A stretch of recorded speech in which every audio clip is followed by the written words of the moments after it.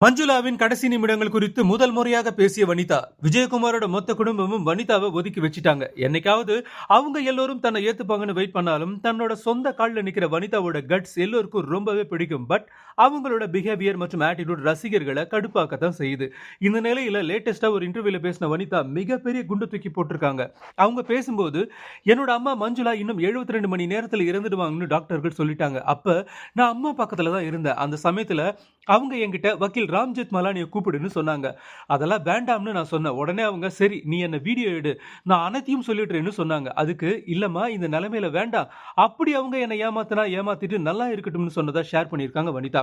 Actually அவங்க சொல்ற இந்த விஷயம் உண்மையா இருக்க வாய்ப்பு இருக்கு. ஏன்னா மஞ்சுளா தமிழ், தெலுங்கு, மலையாளம், கன்னடம்னு 1954 டு 2013 வரைக்கும் 100க்கும் மேற்பட்ட படங்களை நடிச்சு கோடீஸ்வரியா வாழ்ந்தாங்க. இன்னும் சொல்ல போனா விஜயகுமாரோட மஞ்சுளாவுக்கு தான் சொத்துகள் அதிகம். அந்த வகையில வனிதாவை விஜயகுமார் குடும்பமே சேர்ந்து ஒதுக்கி வைக்கிறது நியாயம் இல்லைன்னு சிலர் கமெண்ட் பண்றாங்க. மேலும் வனிதாவுக்கு 3 குழந்தைகள் இருக்கின்றத விஜயகுமார் மறந்துடக்கூடாது இல்லையா?